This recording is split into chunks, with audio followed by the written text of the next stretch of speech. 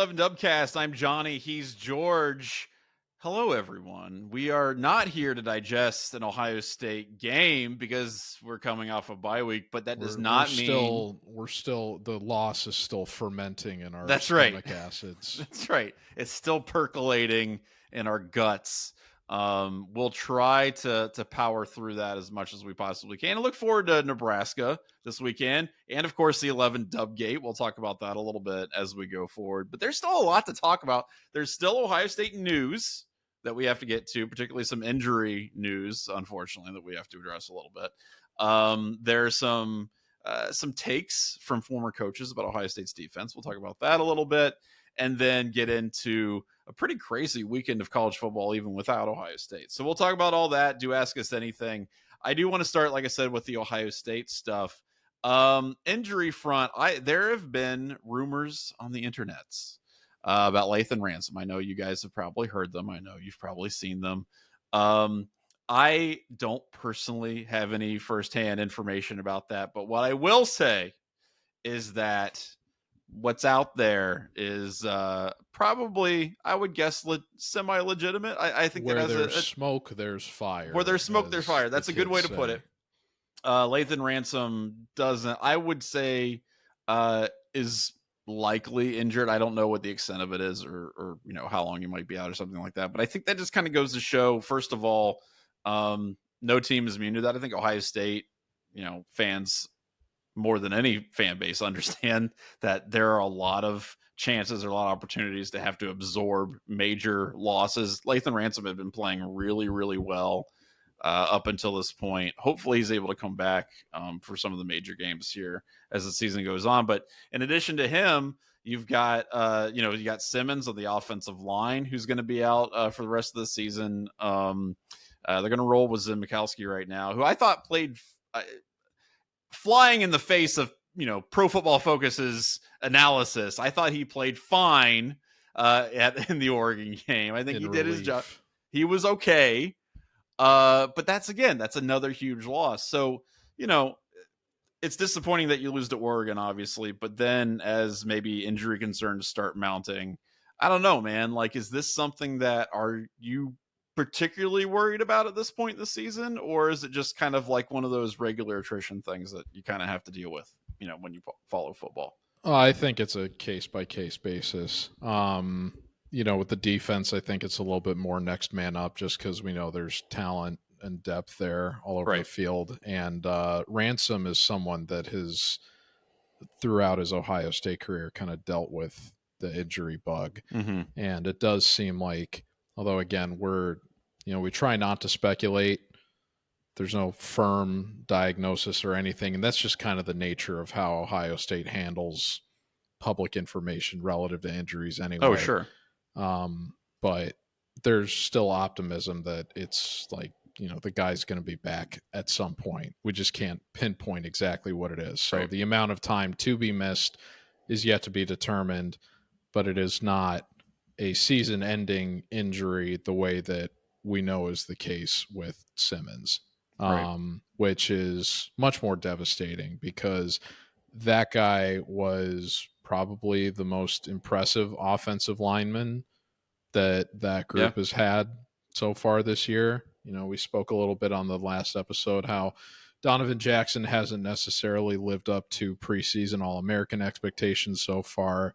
The Seth McLaughlin verdict, I think, is, still, he's had some up and down. I think it's kind of hard to diagnose how well a center's really playing just because they're in the middle of the line and their assignment is, usually his biggest challenge is going to come in the last game of the season. I mean, that's when you're going to know whether or not that investment paid off. Usually the team has a much better sense of how the center is doing than people on the outside because the center has so much responsibility with basically being the quarterback of the offensive line and making reads on who's in the box and helping the quarterback adjust coverages and stuff. And it's not necessarily something we're always privy to as fans on a snap by snap basis. So that I'm cautiously saying the jury is still out on what McLaughlin's performance has been. It's funny. I said going into last season, I actually thought Josh Fryer was the best offensive lineman that Ohio State had. And I know that and you are people, 100% proven correct. well, people have very mercurial opinions on that guy. Oh, sure. Yeah. But my point is Up and there, Simmons, most of the returns have been positive, and to lose the guy that has been the most effective performer at a position group where you and I both agreed we needed to see the most improvement from at the outset of the season out of any of the groups on the team, it's a big blow to lose your most effective performer like that when you have good momentum in terms of trying to make those improvements going into the second half of the season. So, right. I don't know if Mikulski's going to, necessarily fill those shoes as fully. You would hope that other players on the line are able to kind of elevate their play now that they're a little bit further into the season, especially with some more difficult teams coming up than the ones they've faced so far, Oregon notwithstanding. In that sense, I kind of just hope that Mikulski or Zen Mikulski plays at an acceptable level, not necessarily the standard that Simmons was setting for himself. But I'm much more concerned about how that injury affects the overall team than I am, worrying about what's going on with Ransom, right, or what's going on with Judkins. The last thing that I'll say about this is that I do think it's interesting, in terms of, we kind of take a lot of these health situations for granted. I think Ohio State's kind of had a lot of grace with that up to this point this season. We were I could hear everyone's heart sink during the Michigan State game when Travion Henderson hyperextended his knee. Oh man. And we all thought that injury was going to be much, much worse than it ended up being based on the visual that happened. And that game was a month ago next week, and that incident is already, in the rear view, and nobody's really paying attention to it. So given a lot of the injury history that Henderson himself has had during his time at Ohio State in recent seasons, I'm grateful that that guy has been able to get to this point in the season without really suffering any setbacks. I think that once you get into like the last month of the regular season, there's a common narrative at the NFL that by weeks 15, 16 going into the playoffs, everybody's dealing with some kind of ailment. It's just the nature of playing a sport that you're subjecting yourself to what is effectively a series of simulated car accidents. So I'm hopeful that, I'm grateful for most of the grace that Ohio State has had up to this point with injuries. And I just hope that, the players can continue to take care of themselves and avoid any other setbacks. And hope Simmons gets well soon. Maybe he picks up a medical red shirt and we can see him back again next year. I would like to see that. And with Judkins, I mean, he's not expected to miss any time, which is good. Although, I mean, you could argue that maybe he shouldn't have played. Yes, I mean, if your hand was a problem and it, increased your propensity for fumbling, then maybe you shouldn't have been in that situation. I don't know. But anyway, it's hopefully you get the guys back that are out ASAP, and hopefully the guys that are stepping in for the guys that are out are at their best. One of the other things that I kind of wanted to mention here, this is something that I think caught a lot of people's attention on our website. 277 comments. I'm not exactly surprised by that. Nick Saban had some thoughts about Ohio State's defensive philosophy. Oh, did he? Yes, he did. He thought that he happened to agree with the opinions we espoused. That's right. He listened to the 11 Dubcast and said those guys are correct. No, he went ball. Yeah, he went on ESPN with Pat McAfee and was basically like used the word antiquated to describe the approach that Jim Knowles and company took. Yes, that's right. How Southern antebellum of him. Yeah, he said antiquated to describe the approach they took to attack Dylan Gabriel in the Oregon offense. Not stunting, not doing exotic blitzes, that kind of thing. And he's not wrong. I mean, that's, as you said, George, like that is what the 11 Dubcast and millions of others, in Buckeye world have been saying, is that it's great that you have these players, but you have to put them in positions to stress the offense. And when you're saying we're going to beat you one-on-one, you can't do that every single play anymore, especially when you're dealing with, these offenses that are built to put you in a position where you are outnumbered, right? Like that's the entire goal of this, is to put you in a man disadvantage. You have to counter that with, time, essentially. Like what you're doing with the stunts and the blitzes and things like that is you're forcing the offense to get off schedule, right? Like you are trying to buy yourself time to get to the quarterback. And if you just say we're going to play you straight up, well, that gives them all the time in the world because they know exactly what's coming at them, and they can plan their their game plan accordingly. So I just think that they've got to get more creative when they start playing some of these teams. I don't know that it's going to matter a whole hell of a lot against like Penn State or Michigan, but in the college football playoff, if you end up facing down a Georgia or like a Texas, I mean, we'll talk about Texas and Georgia, how that game played out, but like that's the kind of thing that Sarkisian will eat alive, right? That he will love that if you try to play him straight up. In terms of like you saying playing straight up, I don't necessarily disagree with the philosophy of guarding the sticks as opposed to sending the house or just being generally aggressive in second or third and long situations to try to create an insurmountable situation for the offense on a given drive. I'm someone who very much likes to hedge on the cautionary side, even in this era where the meme now among the analytics crowd is you should go for it on fourth down in every situation, because every offensive wasn't there a coordinator high school is now that tried a 5-year-old that? playing Madden. Yeah, wasn't there a high school that tried that and they went like 0-10 or something and gave it 500 points? Yeah, there's a couple that are doing that now. No punting ever. I'm sure that's the Stallions philosophy over at that Detroit Academy. But anyway, I'm someone who's like, look, if you've got second and long, third and long, as long as you're not giving up more than 4 yards on those next two plays each, you're putting the other team in a situation where they got to punt. So it's, even if they complete a pass, just let them complete the check down and then make the tackle in the shallow level of the field. I'm totally good with that, even if we're not necessarily getting the pressure that we need. If we have the personnel protecting the sticks, they're not going to get to where they need to be in order to make tangible progress. The thing that I'm more concerned about that we talked about last week and feeds into what Saban was saying about Knowles is that the narrative coming in, and really not even the narrative, the language that Knowles even used himself in espousing his defensive philosophy coming into Ohio State, was that I basically run a system where you have to know every coverage possible because I run a lot of different stuff. Right.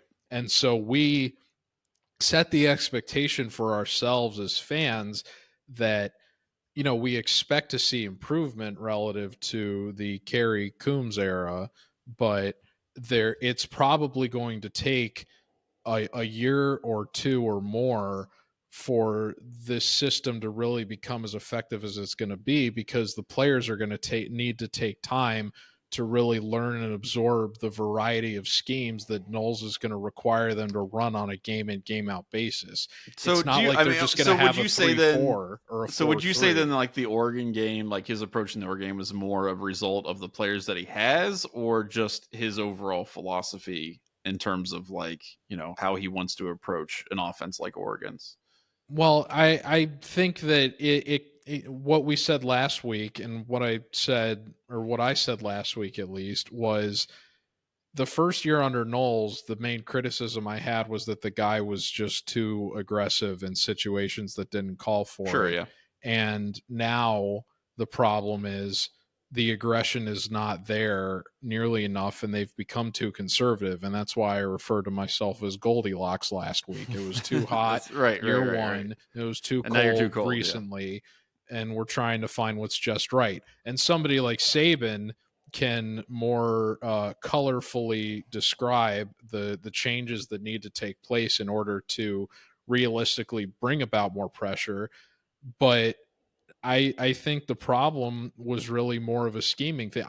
The personnel that are there, particularly to what preseason expectations were, not just from fans, but also from what the team was saying about itself, is that this defense expects to be the best in the country. So it's not like there have been significant setbacks in the personnel front. And they've even proven at different times already this season that they can be effective when they're missing key personnel. Mm-hmm. We saw them shut down the interior of Michigan State. I don't know if it was Michigan State or Iowa. I'm forgetting which. Well, Iowa had one of the country's leading rushers, and they basically stymied him. But I can't remember if Tyleik Williams was available for that game or not. I'm pretty sure that for Iowa he was. I don't think he was for Michigan State. Right.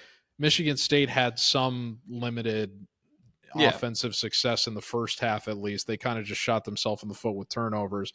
But they've proven that even when they don't have all of their highest level of talent available, that they can still be a successful defense earlier this season. So I think the shortcomings are more about what the coaches are doing with them, which was my main criticism coming out of the Oregon game relative to both penalties as well as being prepared for situations where you have to make correct decisions in the clutch and in crunch time.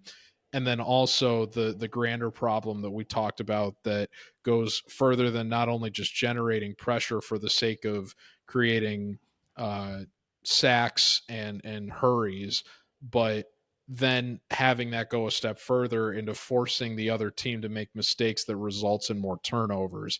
That's a coaching thing. Yeah. And I mean, I haven't seen the variety of schemes from Knowles that would have been conducive to that in recent seasons. And that's kind of my issue a little bit, I think, with what Knowles is doing, because you've got an incredibly veteran defense, right? Like, you would think that at this point you would be able to run whatever the hell you want to run, right? Like, you can get as exotic as you want to get because these guys have seen everything. They've been playing football forever. You should be able to implement, blitzes and stunts and things like that and get away with it because you've got guys that aren't going to get caught wrong-footed. I don't know if that's necessarily true. I mean, you still kind of, on a position to position basis, you do have to think about, like, what are the linebackers going to do, right? Like, you're dealing with some new guys there, you're inserting new guys at the safety position. Like, how do they react to the guys around them? Like, there is a rapport. There is kind of a, figuring out what the timing is and all that kind of stuff. Like, I'm not saying it's just plug and play. But I do think at this point, especially in his tenure and especially given the guys that you already have, that you can be a little more confident in doing things that other offenses won't expect. Well, let me ask you this, and then we can go on to the next topic. Yeah. A couple weeks ago, we had an Ask Us Anything that asked of us, how much do you think we've seen of the offensive playbook to this point? Yeah. And I gave a much more conservative answer than you did. How much of the defensive scheme do you think that we've seen to this point in the season? Because my answer was mostly predicated on Ryan Day having a philosophy of not wanting to show the hand of the team until the later stages of the season. Do you think that there's a similar thing that's happening relative to the more conservative baseline defense that we've seen out of Ohio State so far? And will that get more sophisticated as the season gets to the deeper points? I think if they had something significantly different or more sophisticated, they would have shown it against Oregon. I think that would have been the time to do it. And well, that's a very disheartening answer. It's not. Yeah, it's probably not the one you want to hear. But I think that would have been the time to do it. Now, do they have to do it again? No. I mean, they've got a lot of chances to get in the playoff and all the other stuff. They win all the games, and they beat Penn State, they beat Michigan, they win the Big Ten. Like, who cares about any of that happened at Oregon? But I think if you're going to do that, you do it then. But I don't know. We'll see. I know we're both chomping at the bit to talk about the next thing, and I do want to get to it. We spent a lot of time on the other stuff. We want to talk about how bad Michigan is, we're very excited about it. Yes. Look, it's not just that I was writing threat level and talking about the likelihood of Michigan being garbage at the beginning of the season. I was telling pretty much anybody who would listen that this is not going to be a good team. Their offense was going to be bad. I thought you can't replace most of your coaching staff and just be fine. You can't replace all of your starting offensive linemen and be fine. And I think what really blew my mind, it wasn't that, people would necessarily disagree with what I'm saying. Like, oh yeah, it'll be tough, but people really kind of hand waved the idea that Michigan was going to lose, more than 2 or 3 games in 2024. That was I really set the floor at 4. Yeah. And a lot of said people... I could realistically seeing them losing 4, but I said, let's give them the grace of being the defending national champions for now. Sure. And we'll see how things evolve as the season goes. But I guess I'm talking specifically about Michigan fans who were watching their team and who had, supposedly inside information. And we're saying, no, this team they're going to hit the ground running. Sherman Moore's got them ready to go. Best running back room in the Big Ten. Best running back room in the Big Ten. Trey and Judd. That's right. They're so good. They'll just dominate from the jump. Alex Orji, who for some reason was in August was considered to be the probable starter. He's going to light it up. He's hitting everything in camp. All this sunshine, they were blowing up fans' asses. They were just going yeah. And they were getting themselves so pumped up about it. And I saw this on Reddit and on Michigan fan sites and things like that. And I was like, are you what? How can you uncritically believe this? And that's the thing that I think really differentiates, as much as you can differentiate 2 fan bases that exist 100 miles, or 400 miles apart or whatever it is. I think that's the difference between Ohio State fans and Michigan fans, where if Ohio State fans, in 2015 were like, we better not screw this up. They better come out and win every game by 70. I don't care who left. It's this idea that, you're on the precipice at all times. Michigan fans were like, we did it. We're in the big boys club forever. We're going to win 10 games every year, no matter what, because we're Michigan now. And now we're right up there with the Alabamas and Georgias and Ohio States of the world. We've earned it. We're in the door. It's fine. Everything will be great from now on. We don't rebuild, we reload, all this other bull crap. And I'm like, what team are you watching? You lost so much. And now we're starting to see a team that I actually think has improved a little bit in the past couple of weeks, believe it or not. See, this is really the funny part of how things I know, changed, exactly. Because right. you who were so happy that everything was playing out in the way that you anticipated. Oh, I know. Are now in the position where you're actually trying to talk to convince Wolverine people it's not fans as bad. off of the ledge relative to their offense. And I am, after this weekend, fully anticipating everything to just fall off of a cliff. Well, let's be clear, though. When we're talking about that difference of opinion, it's really the difference between they lose every game and they lose every game except for maybe Michigan State Northwestern, right? They're not beating Indiana. They're not beating Oregon. They're very, very unlikely to beat Ohio State. I don't think anybody's in disagreement with that. I think you're really kind of pecking at the edges here.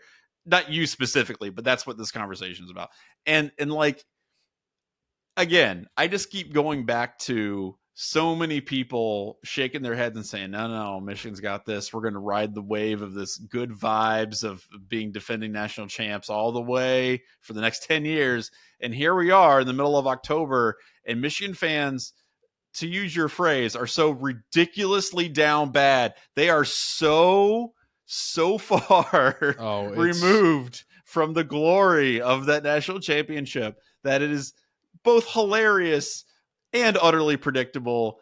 And again, as you said, it is very funny that Johnny Ginner is in the position of trying to say it's not that bad, guys. It's bad, but it's not that bad. I feel like Cartman at the end of the greatest South Park episode of all time. Scott Tenorman must die when he's just. Yeah, you're telling Michigan that they the tears of unfathomable sadness. They're so delicious. That's right. The killers are going to Michigan football games and going man, this is really bad. I don't want you guys singing our song anymore.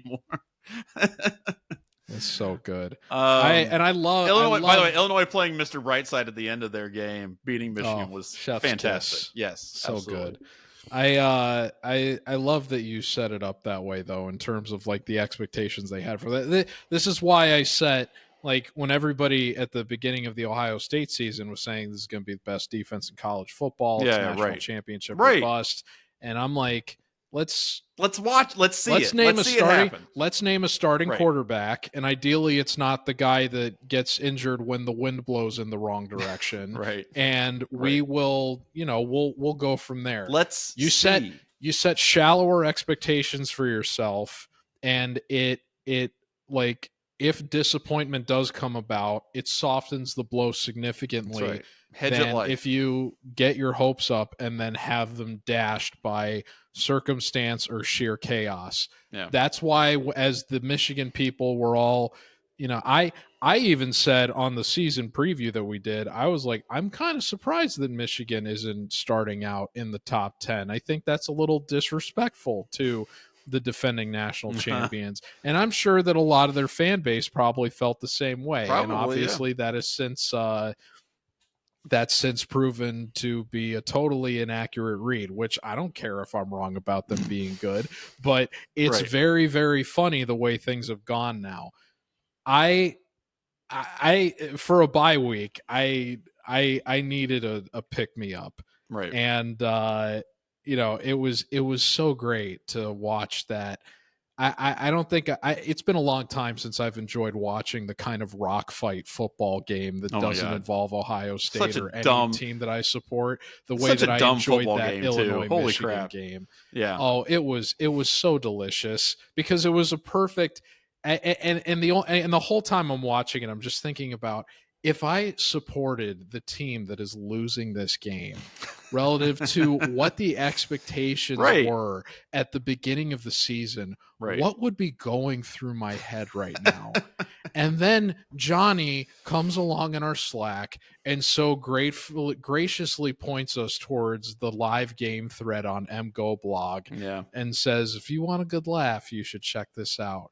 And so I can't help myself because I compared myself to Cartman. I'm like Stewie Griffin too. Your anguish sustains me. It's one of my favorite Family Guy lines. Schadenfreude personified. Oh my God. So I dove straight into that thread and I said, I don't care that this thing is 75 pages. I'm combing through at least half of this to find all of the pick-me-ups that I need. Ohio State's not playing. We need to, we need something to sustain. I mean, come on. My God. Why wouldn't you do that? So for the Dubcast audience, I'm going to play you the greatest hits from MGO blog right now as their fan base was melting down watching their quote-unquote defending national champions melt into this mess that has become a team that loses a 21-7 game to the Burt Bielmas of the world. By the way, shout out to Brett Bielma for getting out the Fighting Illini out of the cellar there. I like the fact that he's kind of in this place where it's not a team that Ohio State has to really think about too often until we get the wooden turtle in front of our faces. But it allows him to still be successful and do this to Michigan. I really appreciate that. Even though we don't have the East-West divide anymore, it's nice that the other half of the conference has at least one team they can be proud of at this point. Yeah, of course. All right. So I jumped into this. I only went through the second half because I was like, I don't want to watch I don't want to see them slowly come to terms with the fact that they're bad. I want to jump in right when it's awful. So I looked at the whole second half of this meltdown, and from the point where the fake punt conversion happened, which I think was probably like the most pivotal, consequential play of the game, was when Illinois converted a fourth down. That that was when the game turned on its head. It was pretty close. Illinois and Michigan honestly were playing pretty tight. It was I think 13-7 or something like that at halftime. And then Illinois hit the fake punt, and the guy rumbled for like 50 yards or something. The tight end took a direct snap, and then that was it. That was the backbreaker. And Michigan could not get back into it in the second half. It was great. And the thing you know what? I'll talk about my thoughts on Michigan later. I will say this. So we'll do them a kindness. We will not put the screen names, but we will. Oh no, I'm not. I wasn't going to read their names. We're not going to screen names, but we will. Oh no, I'm. Oh, in their misery. Oh yeah. So I know we've put a lot of window dressing on this. So If you are not aware of the place that Michigan fans are in right now, I hope that these opinions give you an idea of where these people firmly are at after the results of last weekend.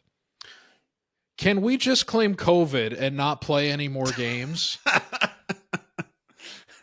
I like that one because there's a level of self-awareness there. I know. I'm starting off with so a banger. I appreciate as soon as that. I read That's that, good. I was like, the rest of these are going to be great. Yeah. Like I was that. like, that's yes, good. That's good. They're getting they know. They're getting they it. know. We are worse than Purdue.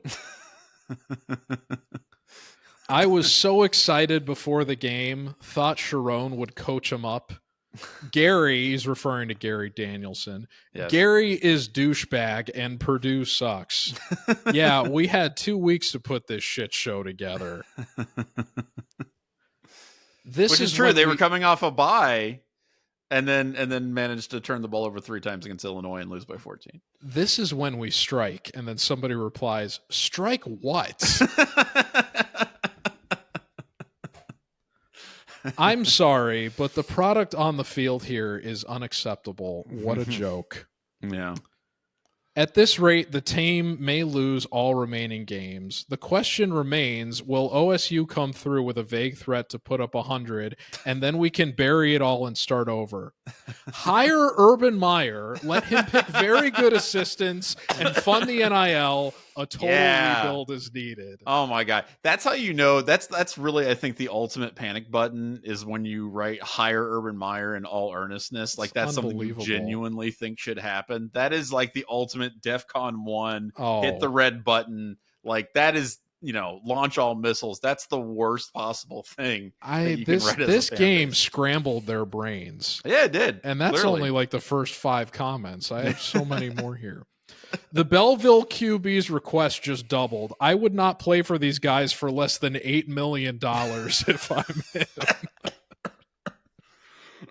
Which, by the way, he responded to that rumor, the actual quarterback himself on Instagram with laughing emojis. Like, come on, are you kidding me? I'm not playing for these clowns. Right. What will happen next? Fumble, shank punt, interception, sack, personal foul? We can do all of these things. Missed field goal. They actually had a missed field goal at one point in the game, which is kind of remarkable given that their field goal kicker is legitimately probably the best one in the entire country. And they still managed to miss. Oh yeah, there was a lot of that. So they were like, if our kicker is screwing up, like this whole team is just an absolute disaster. Yeah.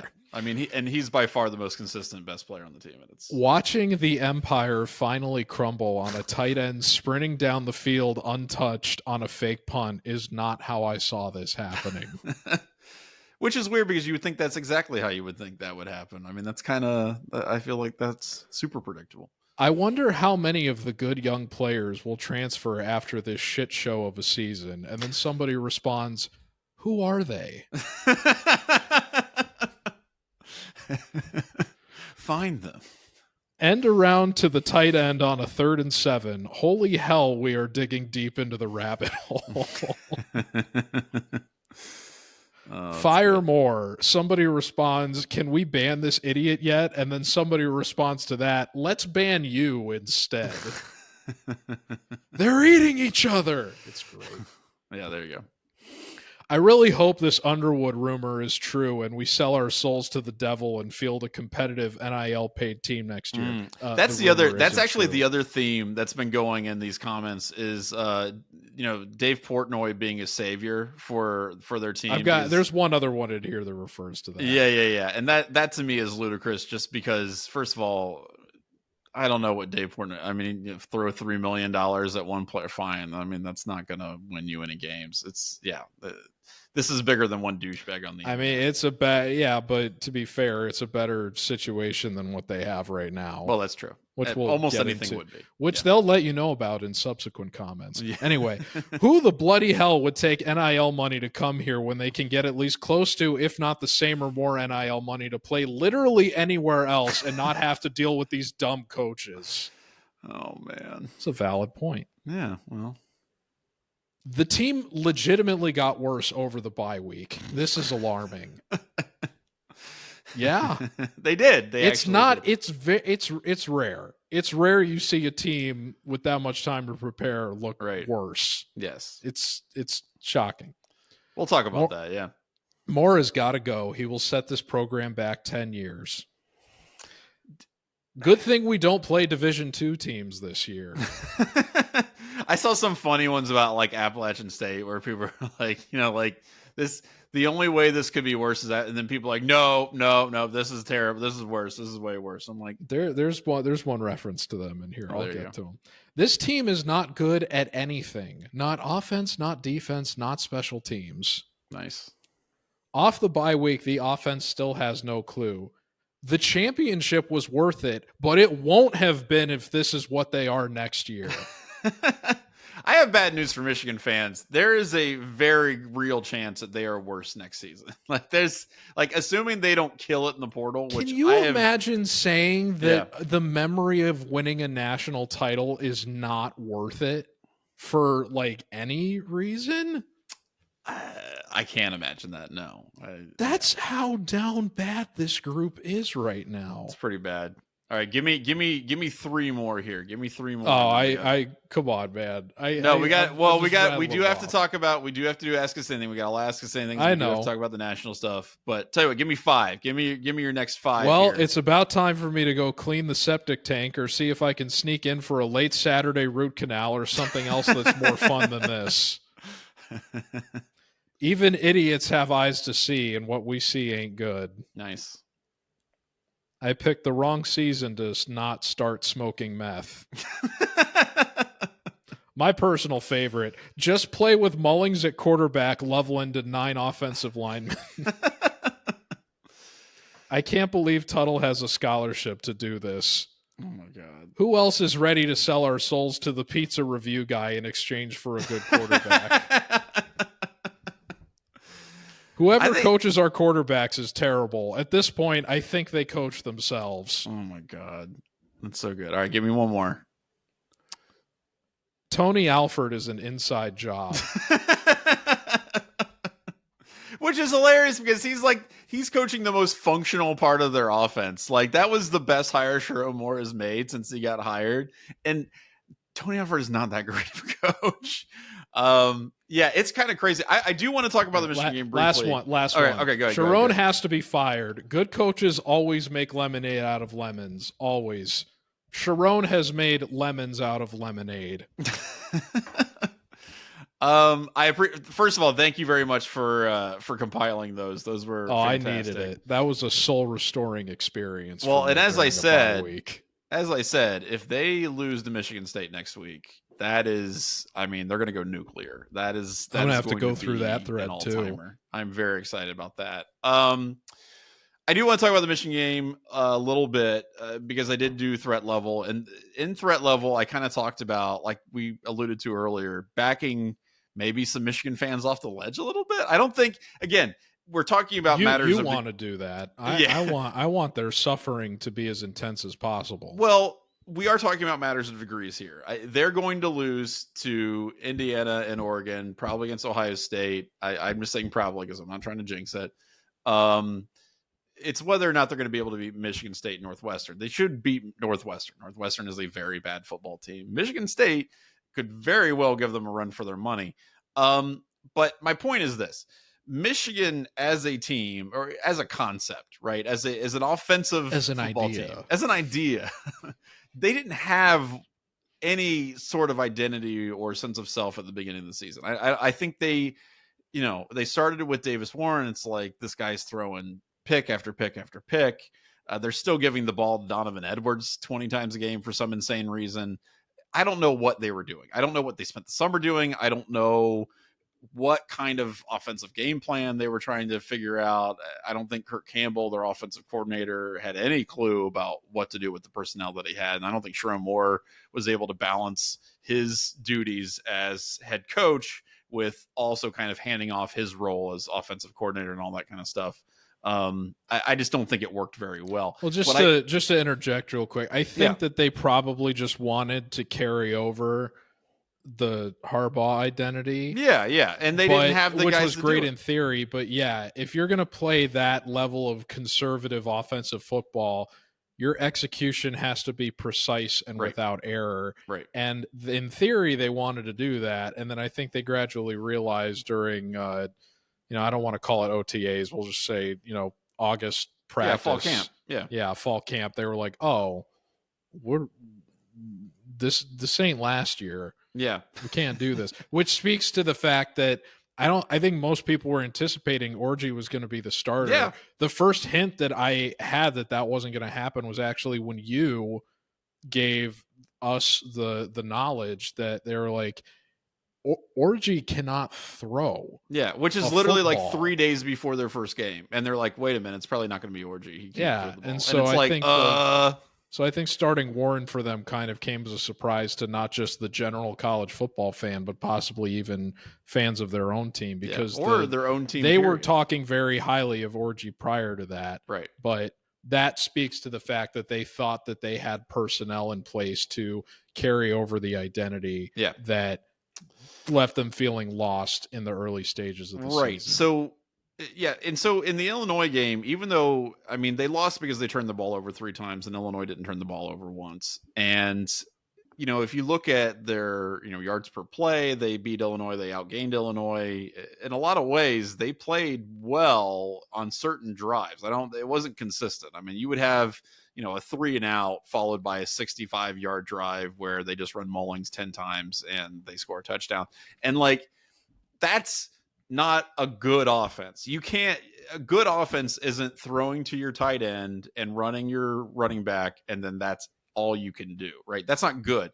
But if you're really good at those 2 things, it's at least like competent. Like you can score points. You're not going to score a lot of points. You're probably not going to beat any good teams, but it's not like a tire fire. And I think people need to understand that this Michigan team, I think, is a lot more like Brady Hoke's kind of crappy teams from the early 2010s than the absolute dumpster fire that you saw from Rich Rodriguez in 2007 or 2008, 2009, when it doesn't even look like they're familiar with the sport of football. You know what I mean? That's the difference. The interesting thing about you saying that is that based on what these Michigan fans were saying after this game, it seemed like they were looking more fondly back on the Rich Rod era, where the football was at least entertaining in the first month of the season. And they were more like, when Hoke was in charge, they were just so disappointed with the level of coaching up that they had relative to the players that were on the roster. Right. So even though you're graciously trying to say it's more like that era than when we were kind of laughing at them by the end of the season under Rich Rod, their actual fans, I think, would look back more fondly on the Rich Rod era than they would, because it's more entertaining. On the Hoke stage. The thing is now is they've started to develop a little bit of an identity. They have taken steps to be more creative to get the ball in Colston Loveland's hands. There's a guy named Hogan. There's another tight end who's really good. He's a redshirt freshman, I think. And that's the best time to make a 4th quarterback change. That's right. Exactly. Yeah. You'll just roll the dice, figure out who else you want to play next week. So they're starting to figure that out a little bit. Donovan Edwards, actually, who's been terrible, for most of the season, big shock. He's been good, not great, but fine in the past couple games. They figured out ways to get him in space. Callum Mullings is still a wrecking ball. I mean, again, is he going to break off, a 60-yard run? No. But is he going to be able to get you consistently, 5-6 yards per carry? Yes. Is he better than Donovan Edwards? Yes. And they're actually starting to give him more carries. So again, they're figuring out their identity. They're kind of like working their way towards competence. The only reason why I bring that up and why I think it's significant is because if you're going into the Michigan game this season and you're Ohio State, you cannot expect to just walk on the field and score 50 points on this team and win, right? Like you will be able to beat this team. Ohio State can beat Michigan. They have the better players. They have the better coaches, all these other things, being equal. They're going to beat the crap out of Michigan. But it's going to take some effort, right? It's going to take some scheming. They're going to have to be clever about certain things, particularly when you still have the interior of the Michigan defensive line comprised of guys who are going to go in the first round of the NFL draft in April. So like you got to figure that out, right? That's a thing you gotta plan for. And I just want Ohio State fans to be aware that this. I expect Ohio State to beat Michigan. I just think it's going to be much more of a rock fight than people expect. And that's what Michigan wants to do. They want to turn this thing into like a 4-possession rock fight where, Ohio State is forced to win, 17-3. Yeah, and I think based on their first halves this year, like against Michigan State and Iowa, where they allow the team to be as effective as they can be against Ohio State's defense before making adjustments in the second half that ultimately shut everything off. Yeah. That is like the one note of concern that I still have going into that matchup at this we got point. We got a lot of PTSD, right? Like it's not, this is that not... being said, based on the state of the program that I'm seeing from their own fans after this past weekend, Day needs to just glass. Yeah, no, team. exactly. I mean, I need to see this team eviscerated. I need to see any hint of optimism that they could have going into the offseason just wiped from their conscience entirely. I want absolutely no hope for any member or supporter of that program going back to Ann Arbor, and that responsibility falls firmly on Ryan Day and Ohio State. Yeah, that's 100%. my expectation, is that they right those wrongs by wiping them off the face of the earth, and I really won't settle for anything less. No, I absolutely agree with that. I mean, they need to blow Michigan out of the water, and they should. I mean, they have the ability to. They got to make sure that they treat it with the gravity that it deserves. If they start fast, it's going to be a bloodbath. Oh, I think but so if too. if they play first halves like they did against Michigan State and Iowa, it'll be a more interesting game than I want it to be, and frankly, I think most Ohio State fans. I agree. Let's go ahead and do some Ask Us Anything, and then we want to talk some national stuff a little bit. So we'll blast through this pretty quickly. We remind you that the Dubcast is sponsored by the Dry Goods Store at 11warriors.com. Shirts, hats, stickers, check it out. We got some new things to think about and to buy and to get. It's pretty good. Let's go ahead and do Ask Us Anything. We remind you that you can ask us literally anything by sending us questions to dubcast at 11warriors.com. We've got some really good football questions this week. So excited about that. We talked about this a little bit. This is from Richard from Buffalo, Wyoming. Nice. Ohio native, though, of course. So he's asking a little bit. This is kind of a longer question, but kind of what we discussed earlier with Jim Knowles.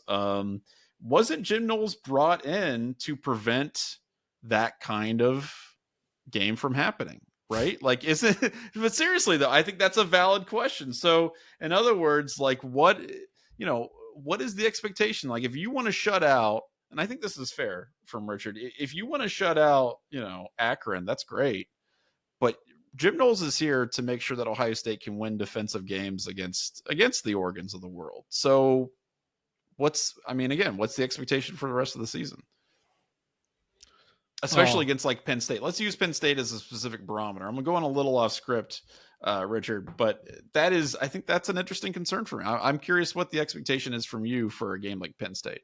I'm not necessarily, and I could come to regret this in a matter of weeks, but again, I'm already overlooking Penn State in favor of Indiana in terms of the game I'm most concerned about the rest of the regular season. Indiana, man. I mean, they might.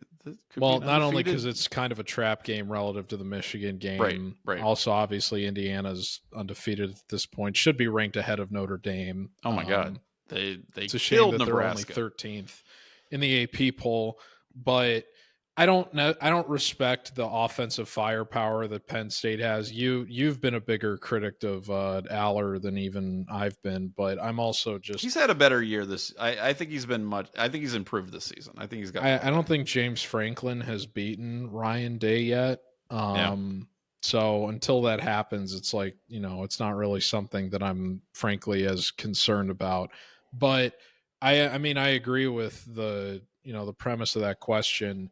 More so just looking at, and ideally it's not going to happen with Michigan this year, but you look at the last 3 years of Michigan games, and I think when we were just kind of generally sifting through our thoughts on the defense earlier this week, this was something that Ramsey brought up in Slack, that they haven't really had a good defensive half against Michigan since like 2017.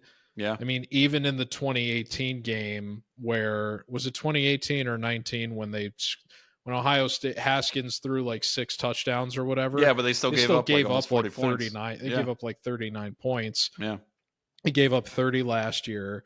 They gave up like 44 the year before that. And then I forget, it was, another number north of 30 the first year that they lost, that Michigan finally won for the first time in like 10 years. So and all of those games were under Knowles. So It's like, yeah, that guy was brought in to improve the I mean, look, we want the best for this team as Ohio State fans, because the standard every year is win a national championship or bust, which is why I even said last week, there's been an appreciable, and that's even underselling it, improvement from the last 10 years. There's no question that Knowles has helped improve this team. Did they hire this guy to make them the best defense in the country? When was that not going to be the expectation for regardless of who got hired? Right. They want to be the best at every level of the field that they can be. So just recognize that when you're holding people to that standard, it goes into what we were talking about earlier in the show relative to just setting expectations. You feel more emotional about it when you're let down in a way like they were just recently.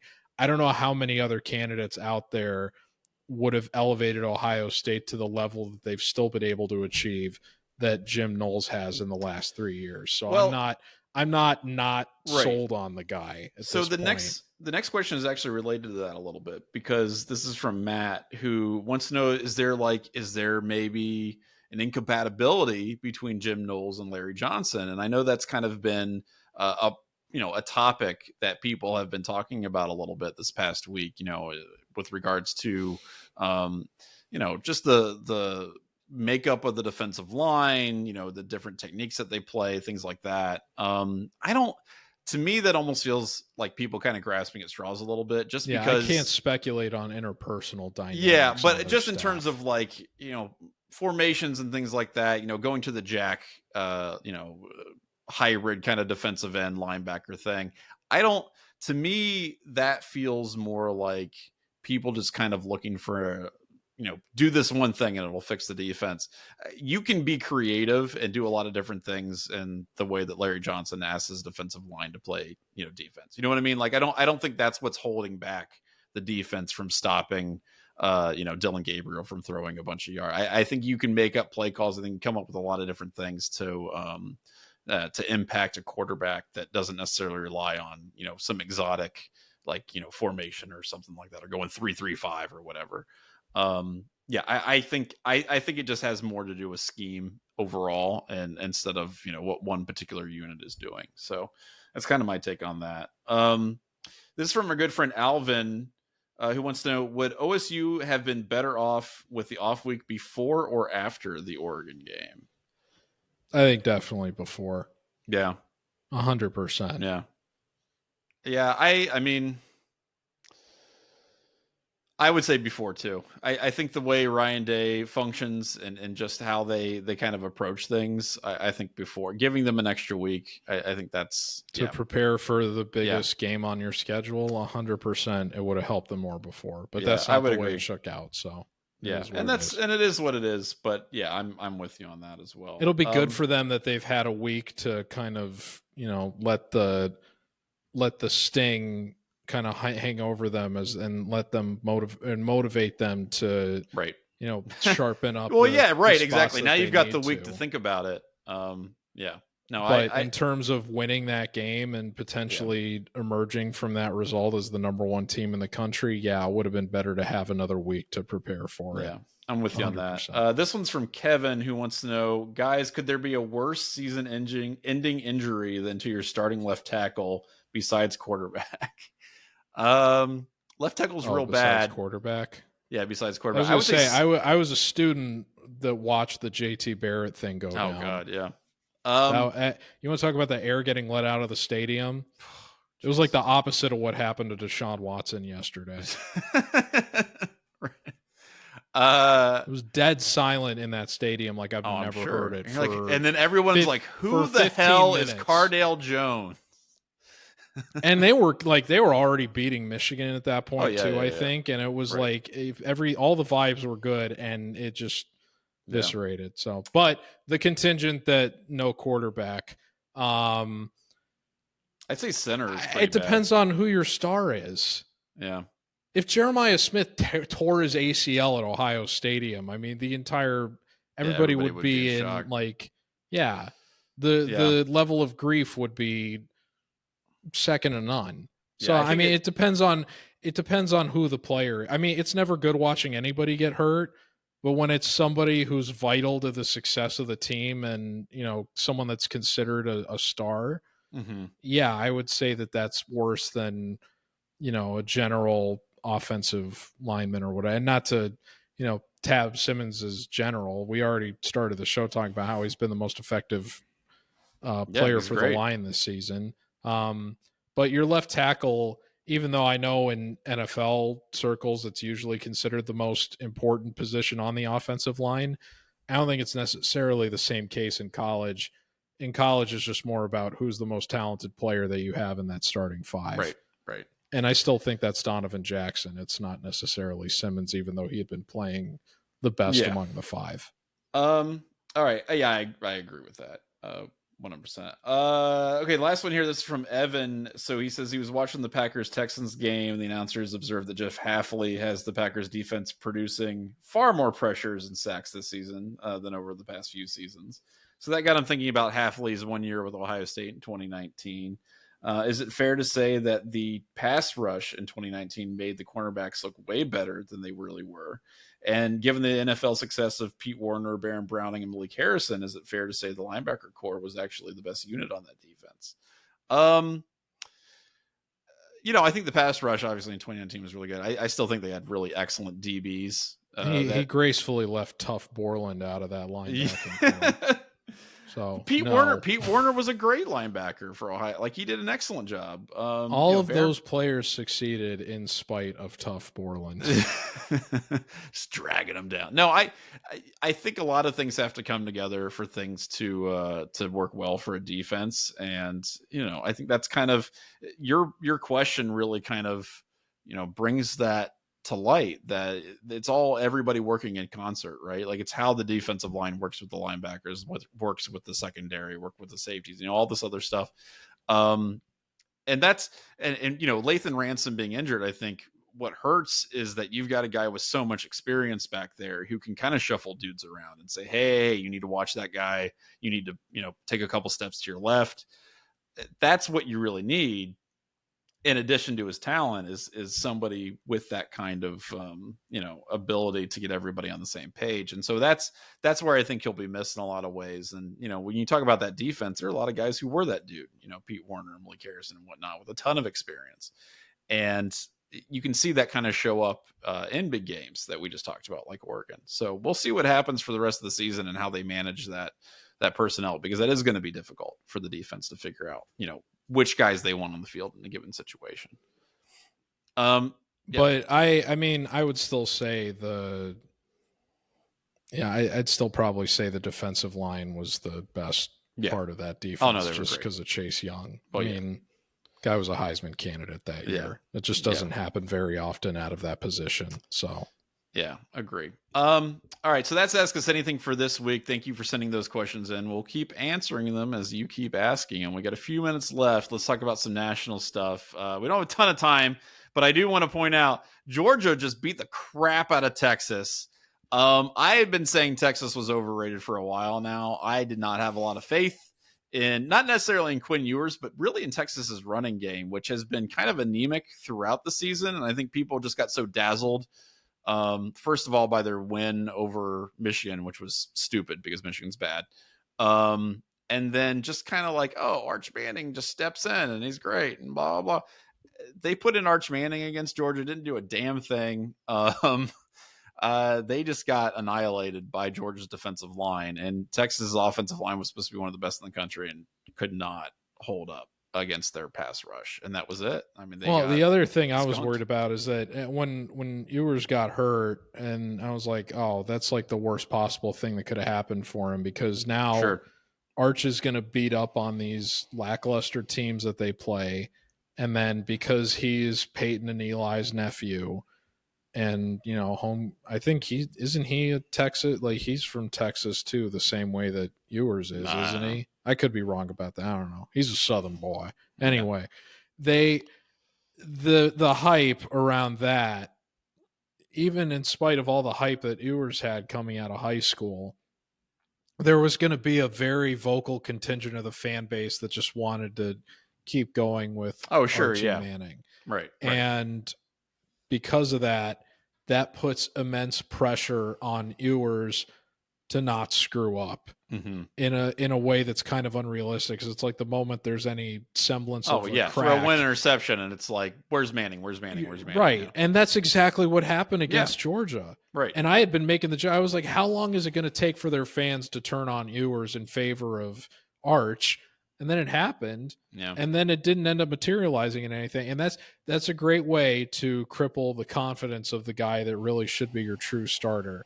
Yeah. I'm not saying Ewers is washed at this point, but it's hard to feel good coming out of that game if you're Texas, based on the fact that they ultimately decided to make that decision before reneging on it in the same game. I feel like if you make that, if you pull that cord, you've got to just kind of ride or die with the guy that you replace your starter with. In the same way that if you make a terrible pass interference call, you got to stand by your decision. Right. Which, again, it was a bad call, but like the fact that it came, they reversed it so late, and then after, and so transparently in wake of the beer shower that the students gave. Exactly, just them tossing garbage on the field. I mean, it was. How quickly do you think before we see another situation like that? Oh, it's going to happen this weekend. There's no. You think it's this weekend that some other fan base is going to try to pull that to get a call reversed? Yes, 100%. Wow, 100%. Fans are going to get. I didn't want to be that like grim about it. No. I don't think it's going to be fresh in people's minds, and as soon as something like that happens, it's going to be the first thing that people think of, and they're going to go, "Oh," and then they're going to try to do it. I can't disagree with you though, man. Like, and that's the thing. And Dan said it perfectly. It sets such a horrible precedent. It really does. And the SEC fined Texas $250,000, and I'm sure that the guys in charge of the FCC were like, "Oh, this will teach them. They'll learn not to do it." Students do not give a single crap about a fine that their college incurs because of what they don't care. They're at all. Stop selling beer at the games. Yeah. Oh no. Yeah. I mean, give me a break. Yeah. So there was a poorly officiated game. Georgia overcame all that anyway. They just beat the crap.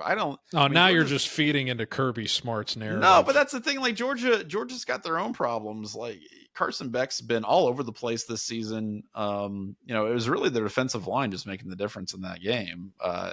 Texas couldn't get anything accomplished offensively. So that was interesting. It was a great result if you're Ohio State, because it feeds directly into the idea that it's chaos for everybody this year. There's no outright and super great, brilliant team. It's anybody's race. Tennessee took out Bama.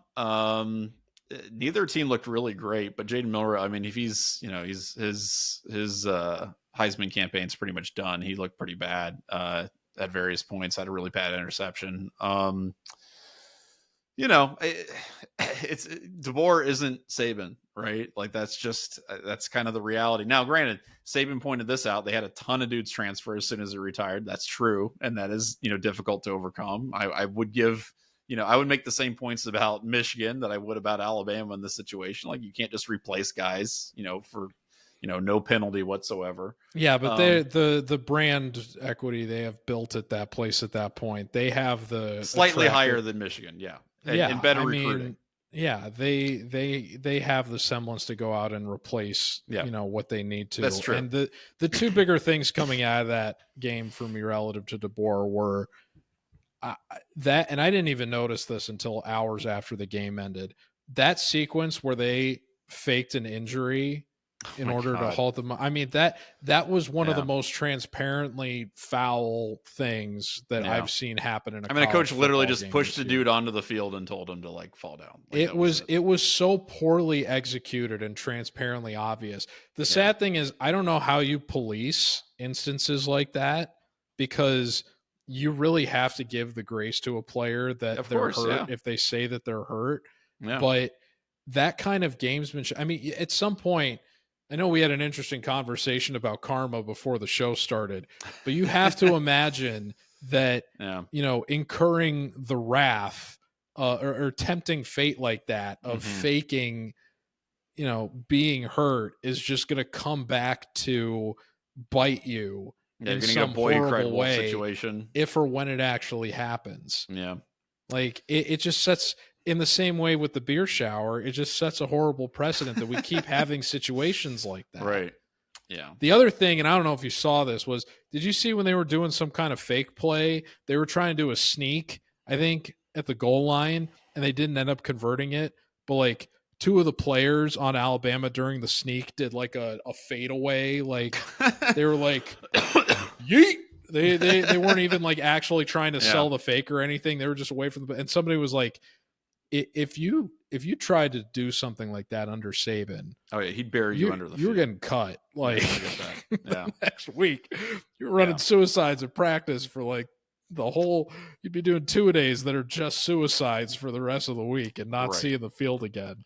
So it kind of speaks, I think, the fact that those two instances happened. It speaks to just a lack of discipline in that program. That relative, at least, to where Saban relative to what Saban had before there. So they're definitely, Nick Saban is not walking through that door at this point. Right. Well, we're a little bit short on time, but I just want to point out that I said all of those things. I talked about all those games, the Michigan game, just to point out that Indiana beat Nebraska by 49 points, and the idiots who don't have them in the top, at least the top like 10. I mean, they could be a top. So 5 much team. For Dubgate being a ranked matchup. Yeah, I mean, well, first of all, we poo-pooed the 25 point line on Ohio State, Nebraska, and then I saw Indiana just absolutely take them to the woodshed, and I was like, well, maybe that's not super far out of the realm of possibility. They got a bye week to prepare coming off a loss. They want to make a statement, and it turns out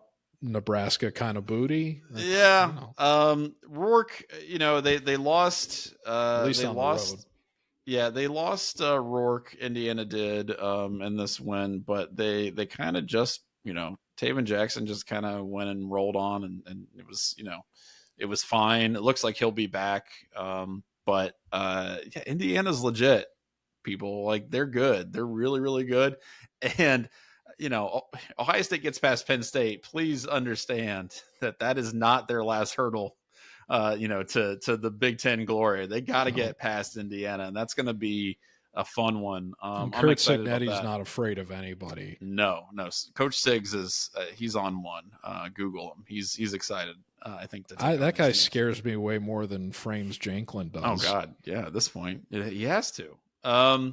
So that'll be really interesting. Definitely a team to keep an eye on as they go forward here. Last thing I want to talk about before we get into just one thing that I think you'll think. I want to know what you think will happen on Saturday, not necessarily in terms of score predictions. I just want you to tell me one thing you think will happen. I do have to remind everyone, though, that we do have the Dubgate 12, I guess, presented by 11 Warriors to present the Special Olympics to benefit the Special Olympics Olentangy. So definitely check us out Saturday, the 26th. That's coming up this weekend behind Varsity Club. We'll be there. Fortunately, I can't be there, but all your favorite 11 Warriors will be there. A lot of food, a lot of fun. If I lived in Columbus, I would be there in a heartbeat. There you go. Very early, too. It'll be a good time. Yeah, it's a nooner, so get there early. We'll be bumping from I think like around 9 or so. And my guess is, even if you don't have a ticket, they'll probably have infrastructure to watch the game there in some capacity. That's, of course we will. Yeah. Suggested donations $20. So if you want to check it out, 9 a.m. On Saturday behind the Varsity Club, it's going to be a really good time. Definitely check it out. All right. I just want one thing from you, Sir George. One thing that you think is going to happen this Saturday.